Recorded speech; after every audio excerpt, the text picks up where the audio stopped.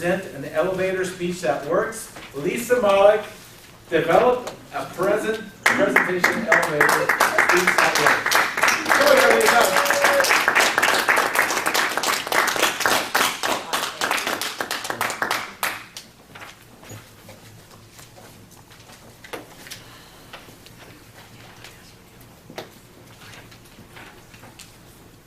Have you ever been to a networking meeting where you couldn't hear or understand the person that was giving the elevator speech? Or perhaps you were listening to a speaker and you thought they would never finish. Well, I don't want that to happen to you when it's your turn to speak. Being a great presenter is just a learned skill.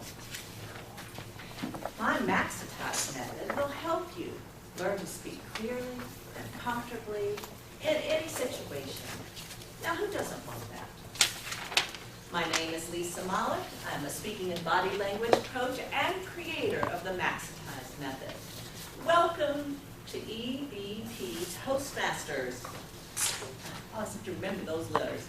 And I want you to know my topic tonight, as he said many times for me, is develop and present an elevator speech that works. But before we get into that, I'd like to thank Glenn Thornton for making it possible for me to be able to speak about my business at this particular Toastmasters. So I appreciate that, Glenn. Okay, so what is an elevator speech? Well, it's certainly become a popular marketing tool for any kind of promotion for your business. Do you know what Wikipedia says about the elevator speech?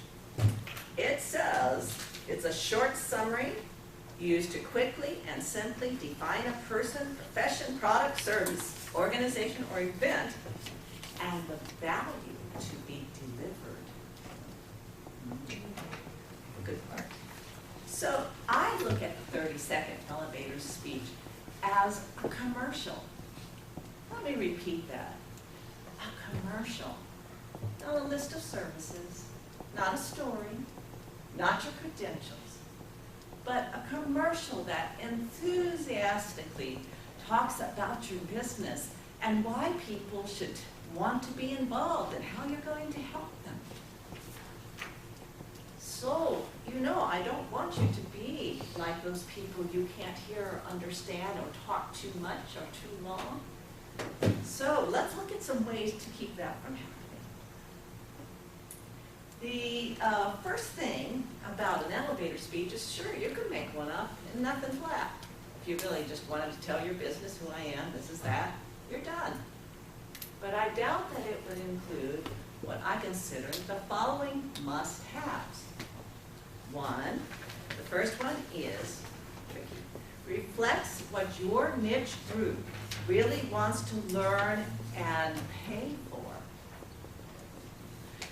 Then number two is uses words that your niche group relates to. Number three, clearly says how you help people. That's that value from Wikipedia. And fourth is the call to actions. So my niche group is speakers of all kinds and all levels. And when I began doing my research about what speakers wanted, I had a very painful surprise. First of all, when I called and asked them, what do you want? There was a list of questions. Nobody said anything about anything that I wanted to teach. Nothing. I said, how could that be? And then, when it came to the part about what they would pay for, they didn't use my words either. So I started listening. You're supposed to compile this information. And I realized that they kept saying the same thing. Well, I'm nervous about this. I'm nervous about that. I'm nervous, nervous, nervous. I don't want to be in front of a group. Nervous, nervous. Oh, yes, but I'm a professional speaker, but I want to throw up every time before I get on stage. Okay. But nervous was the word. I never use that word. I don't know why. But I started going to networking meetings and saying, well, I help people overcome nervousness. You know what they did? Oh yeah, that's what I need. So simple. So now that other part about how you're going to help people, and that gets a little more complicated. There are two parts to this. Any of you who are marketing people out there know that that means you have to understand what your niche market has a problem or challenge with. So you have to set up a problem and then show them how you're going to work with it, or that you're certainly going to work with it. So in my elevator speech, it starts out, most people are nervous about speaking in front of a group. I help them overcome nervousness, connect with the audience, and use speaking to enroll more clients. So I started out with the problem. I showed 3 ways that I was going to deal with it. And by the way, those 3 ways were also the things that speakers said they wanted the most. I said lots of things, but those 3 showed up as the strongest count. So there we went, and I said, okay, I'll use those things. And I would have never even considered doing any of those things except this research. And I thought, I have to try. It's a sales class I was in. I have to try it. What have I got to lose? And in fact, everything was a gain. So that was wonderful. And so now, of course, I've been using it in all of my classes and sessions for other people that are wanting to make speaking a business. So the elevator speech has a second part to it, at least in my opinion. And that is my specialty, which is working with speech delivery. Now, of course, that has some must-haves as well. One is we have words that show your enthusiasm for your business. 2, we have body language that reflects that you are an expert in your field. 3 is your tone of voice that will also show how much you will be supporting your clients. That's a lot already.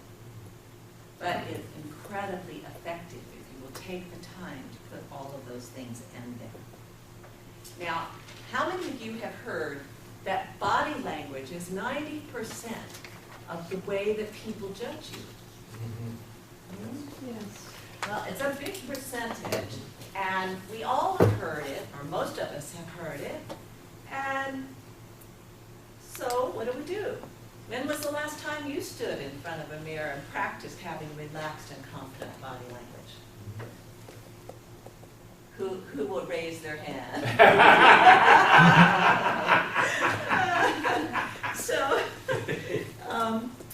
So then you caught me. So we really do need to take a moment and consider these possibilities of what does this mean, this body language, and how can we use it to get what we want. Now, as you can see, there are 2 parts to this kind of elevator speech. There's the message and the delivery. When I help my clients, I have templates and instructions for them to fill in, so it makes it easier for them to write out a speech that works. Let me let you be clear on what I mean by a speech that works. That's one that you get a client every time you go somewhere. You see what I'm saying? If it's not getting you a client or another speaking job each time you go out, then you have some things to work with. Or you're in a totally wrong audience. That is another possibility. That's a possibility. So, an elevator speech that works. Who wants that?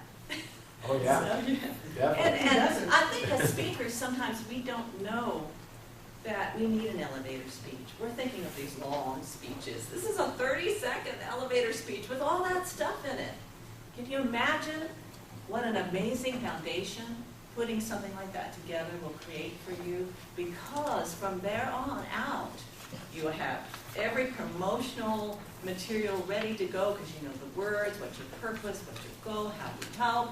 All those things will already be done, and you're going to have an absolutely fantastic elevator speech. Now, I have a class coming up. It is on November 7th and 14th on two Thursday evenings that are consecutive. And then, if you're really in a hurry, you can have a phone and do 30-minute free phone session.